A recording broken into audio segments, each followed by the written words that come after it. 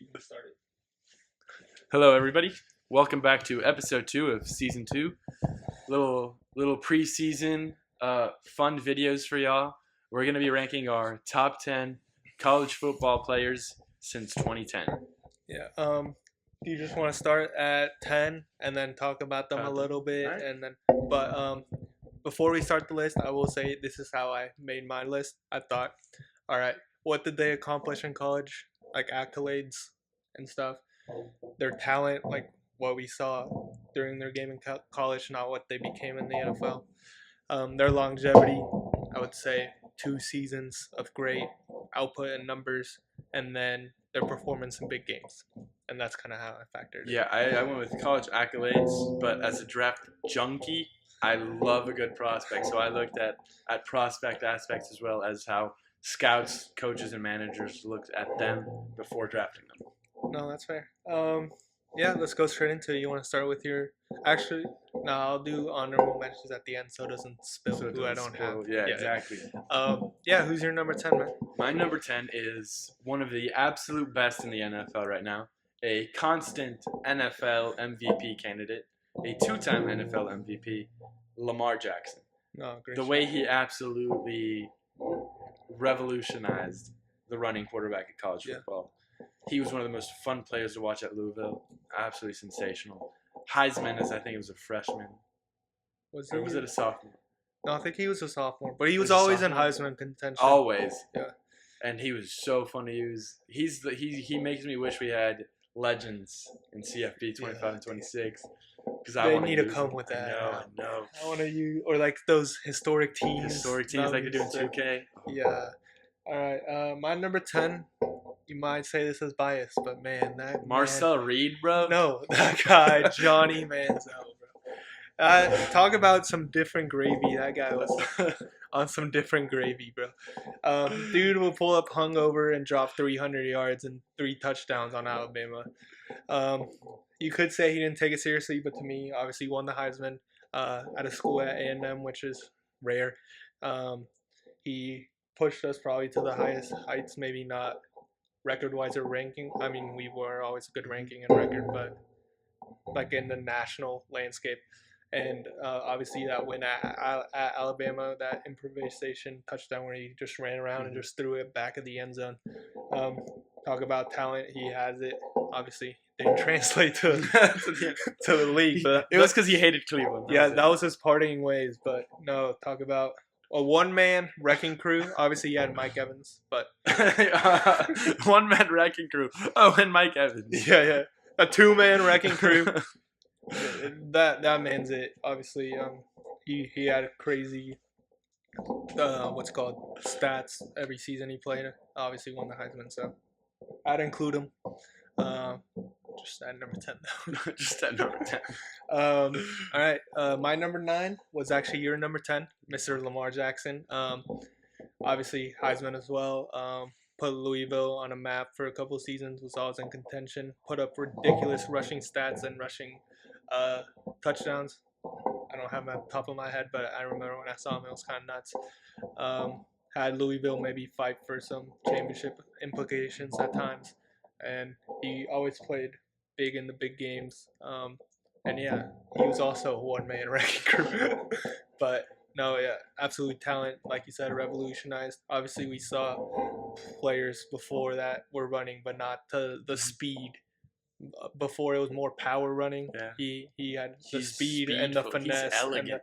Yeah. He runs. No, he was watching him play was elegance on the field in college, and you're like, this player does not belong on this field with these college players. Yeah, it's almost like watching a football soccer associate. The way they just, it's so elegant the way they can move the ball. He's kind of like that in the football field. He's so silky smooth and elegant. Smooth, silky smooth. That's the word. But yeah, who's your number 9? My number 9 is an absolute defensive dog, film junkie, just loves football. It's Minka Fitzpatrick. You hear the stories from Nick Saban out of Alabama. Yeah. One From of his Tua. favorite players. Yeah, absolute nutjob. He was amazing. He's obviously been amazing in the NFL, couple-time All-Pro, but he was even better at Alabama, man. Mm-hmm. No, yeah, great player. He was the anchor, the star of that defense that won them the national championship. He was phenomenal. He's one of the best players. If you watch him, that entire defense. He covered the whole back end. The whole back mostly. end, dude. Yeah. He was He was one of the best safeties I've ever seen. Yeah.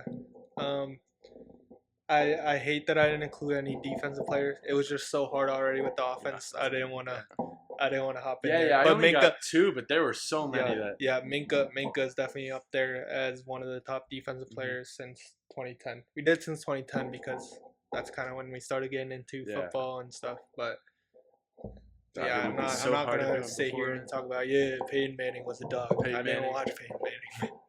Look, I think if we did all the time, Charles Woodson would be there. But that's 7 years before I was born. Yeah. So that's why we did 2010. All right, moving on to my number 8, the man himself, Zeke Elliott. To me, it's not even biased. Man. No, that guy, I know.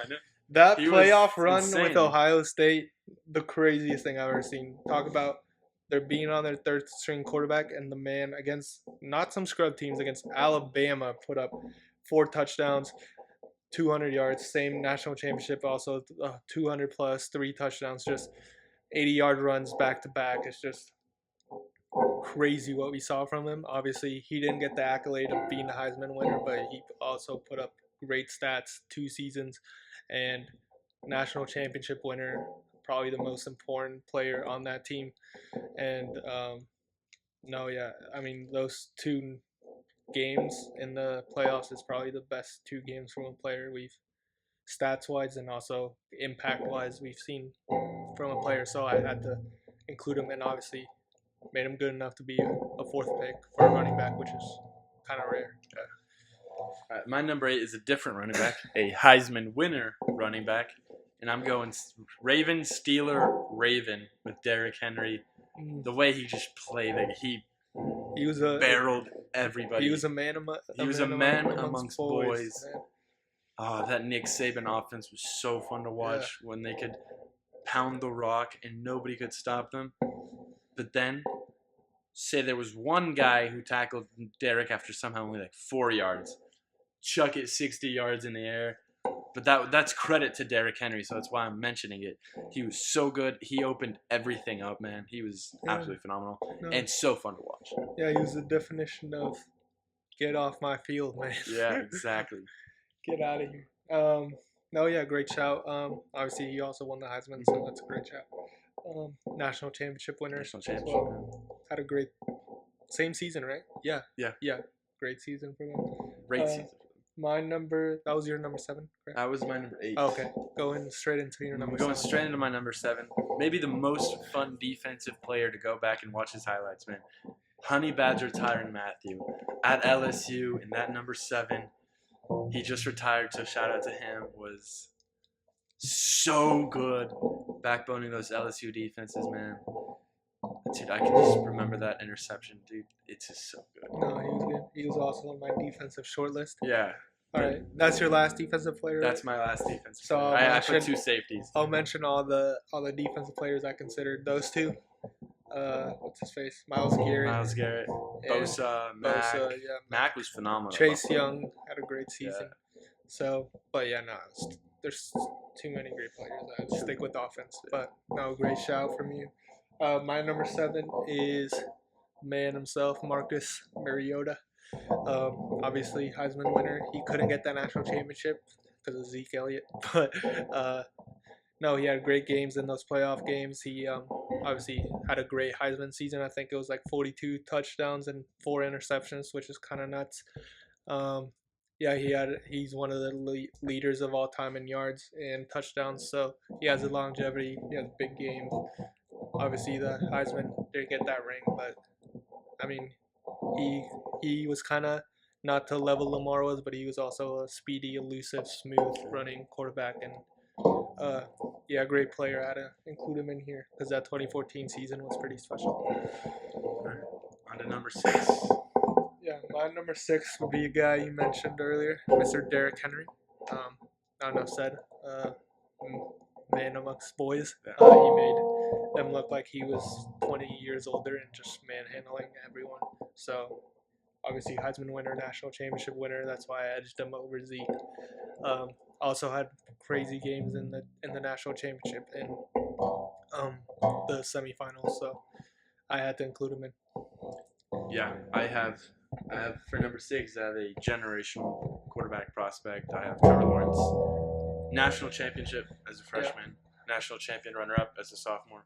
He was a Heisman runner-up. I think he was only Heisman runner-up because he faced the absolute generational season from Joe Burrow, and that's the reason they lost that second national championship as well. He's one of the best quarterbacks I've seen play. The deep ball he had, the intermediate route, everything. He had the strong arm. He's phenomenal. That's why scouts fell in love with him. He's so good, and as someone who watches every scout analysis and everything, I fell in love with the prospect. He obviously hasn't turned out as good as he could be.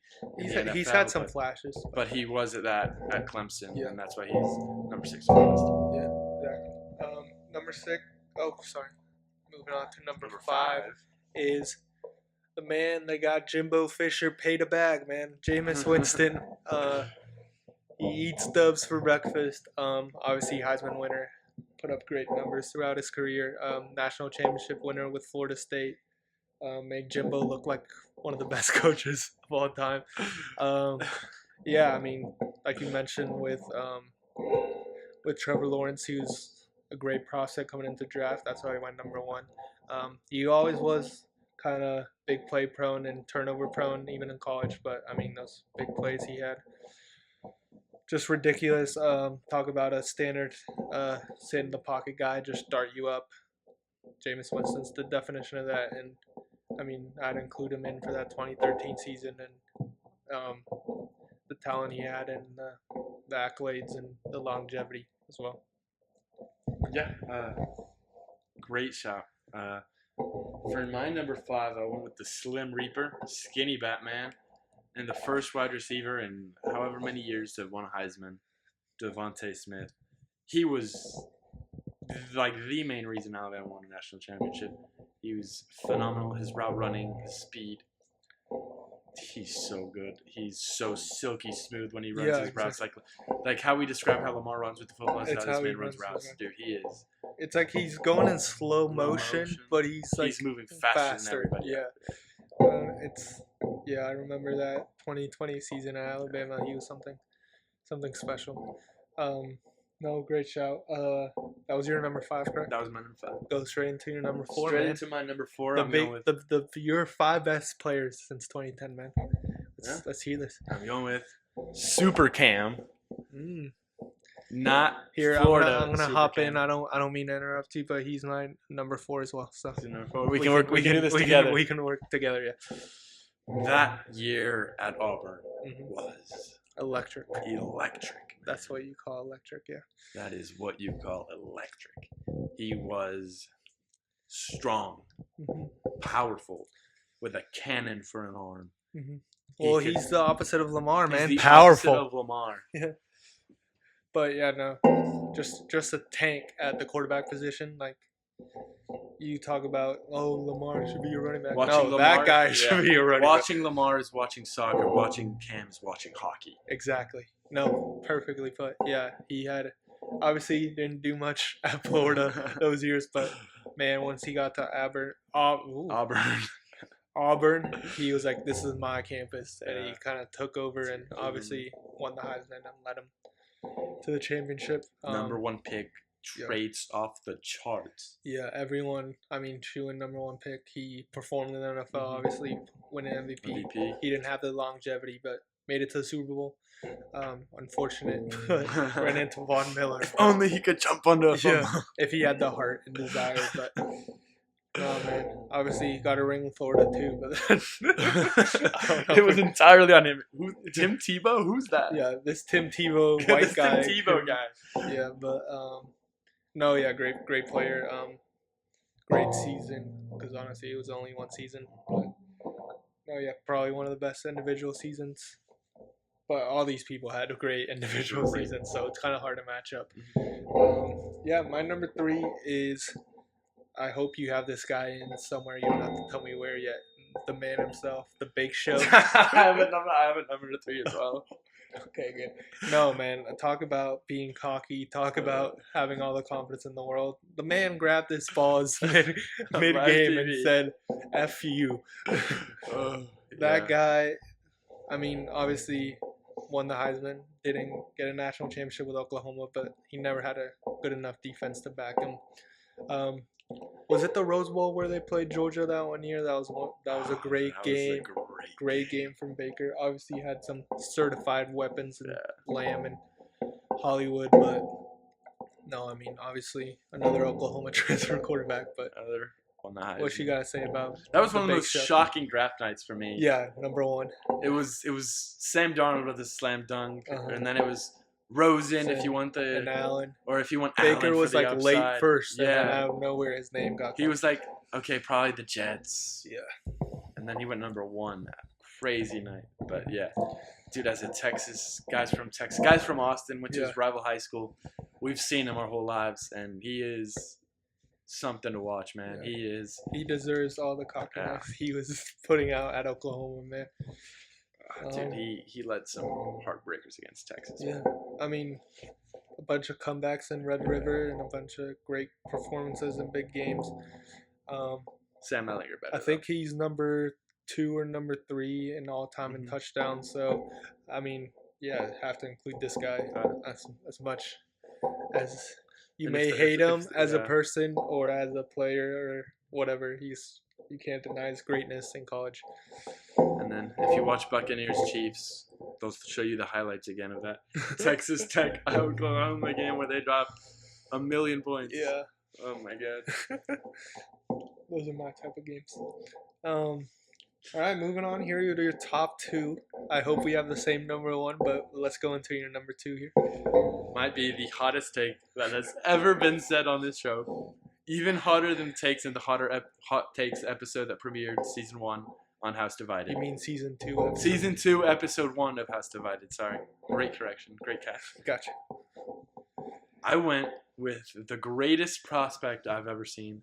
The only person you could pick to replace Peyton Manning, who Peyton Manning himself told the Colts, pick him, let me go. Andrew Luck could play football like he was made by the football god himself, blessed by the gridiron, by the pigskins, everything. I've never seen anybody with a better natural throwing motion. You could stare at Andrew Luck going like this for 24 hours, 7 days a week, 365 days a year. He turned Stanford into a great program with Jim Harbaugh, something Stanford hasn't been since Andrew Luck. While all these other teams with these great players have been successful, he was the thing that made Stanford great, man. He was phenomenal, and he's the greatest quarterback I've ever seen play In college, basically, except number 1. Yeah, but as a prospect, man, I agree with everything you said. Obviously, coming into the NFL, had a great start. Injuries kind of killed his career, which kind of sad because he had all the talent. And the Colts were the top 3 teams in the AFC every year with him.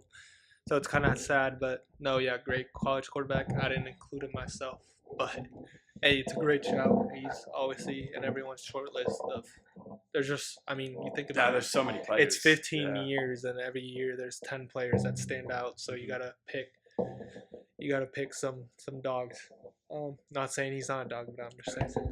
Yeah. All right, and then number 1, to not everyone's shocker, I think everyone should have. You said your number 2. 1. Oh no, I'm so sorry. Yeah. My number 2 is, he's been mentioned before, is Devontae Smith. I think all the things we mentioned, but let me I looked 3 touchdowns in a national championship game in 2020, 200 yards. I think he has a record for most receptions, yards, and touchdowns in a national championship game. And then also obviously 2017 he was kind of in the background. Or was that 2017 when they beat Georgia? With Jake Fromm? From Georgia? Yeah. When Tua came in? Yeah. Yeah, he had that game-winning touchdown, obviously. That was his only catch of the game, but still big moment. Obviously, It was 17 or 18. Yeah, two-time Natty winner. I would say you can't count the first one, but he did have the game-winning touchdown, so I'm going to count it. Obviously, Heisman winner, which for a receiver doesn't happen. Insane numbers. He has the record for most touchdowns in a season for a receiver. I think yards as well and catches. That's why he won the Heisman that season. I think he has all the records ever for Alabama in any game, season, And career. just think of all the receivers. Yeah, that have and been you thrown think there. Amari Cooper's in there. He made my short list. I didn't include him in the list, but he was also a dog. So, I mean, when you make that big of an impact in a position where sometimes you doesn't get that much. I mean, it gets love, but not like quarterback. I had to put him at 2 because he was the best we've seen since 2010 to me. So, and obviously his talent's off the charts, and he's been performing in the NFL. But I didn't factor that in. I just want to mention that. But now we can move on to Mr. Number 1. Yeah, man. Do you just want to say it at the same time? Yeah. 1, 2, 3. Jake Sam Fromm. Ellinger. Oh, damn. All right, again. 1, 2, 3. 3. Stetson Bennett. Shane Buechele. Oh, my bad. All right, now we're kidding, guys. It's obviously Joe Shiesty, Joe Burrow, man. Wow. I mean, talk about a season for the ages. Talk about your boy, Joe Burrow, for a second. I have 2. Oh, that's awkward. Yeah. Oh, why? Because he came in at halftime and won that? Or? Because he's a lefty. I like Oh, lefties. okay. All right, talk about Tua then. All quarterbacks throw with their right hand, but he throws with the left. And he wasn't like Penix, who chokes in the national championship. He won it as a backup. No way. That's crazy. He wasn't like Cam Newton riding Tim Tebow's butt. No. He was it, man. All right, seriously, come on. Aiden Hutchinson was Joe Shiesty, Joe Burrow, the true and only number 1 since 2010. What can you say? The greatest team in college football, the greatest season in college football history, passing touchdown record broken, national champion, Heisman. Made in a way you could say made. I mean, they're phenomenal players. Jamar Chase, Justin Jefferson. Turned them into the 2 best receivers in the NFL since they were in college. They were obviously the diamond in the rough prospect. Not even diamond. They were just shining diamonds. 24 karat engagement ring diamonds. Oh, yeah, that team was loaded. He was one of the smartest quarterbacks I've ever seen play. Yeah. He can put it anywhere on the field. Yeah. I mean, the man had 63 touchdowns in a season and 7 interceptions. I'm not that good at math, but I'm pretty sure that's 9-to-1 ratio. Yeah. That's ridiculous, man. And like putting up 6 touchdowns in the first half of a college football. He was playing catch out there with Jamar and Jefferson. He said, Jefferson, you can have a big semifinal. Jamar, you have the big final, bro. I mean, I think final. He also had 400 yards, 5 touchdowns. I mean.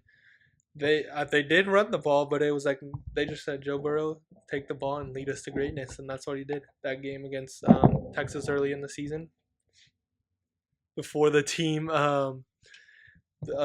before we knew how special that team was, we thought Texas might win that game, but Joe Burrow, every time Texas would come and answer, Joe Burrow came back right down the field and threw a dot. So, no, greatest individual season of all time from a player, and obviously had a great junior year season, but not to this standard. But no, what a man. What a player. What a man. Dude, lighting it up in Cincinnati now, too. Yeah. Great NFL career. But hopefully he can get that ring. I like the eventually, man. So. But yeah, I like this video because there's a lot of way to interpret. Yeah. And like there's a lot of obviously a big pool of players, so I think obviously we included the players we both needed to include, like Joe Burrow and Baker and all that, and then we had our differences, which I think that our was personal preferences are Andrew Luck's, Zeke Elliott's. Hey, Zeke should be there, man. But anyway, let us know who's top 10. I do have to clear one thing up before we finish up. I hate lefty quarterbacks. There's nothing more disgusting than turning on a game and the ball spinning the other way. No, I think what's worse is lefty shooters. Oh, dude. Terrible. Yeah, for basketball. The only fun sport to watch lefties is soccer, man. Yeah. on their car. Cause it's messy. Messi, Lamine Yamal. Yeah. Beautiful. But anyway, thank you guys for tuning in to this second episode of season 2. Don't worry, I got you. Thank you. Give that up. Yeah, we'll come back with next week's videos. If you have any cool ideas that you might want us to try out, drop it. But if not, we'll come up with some fresh cooked stuff. But yeah, thanks for tuning in, and I hope you guys have a great day.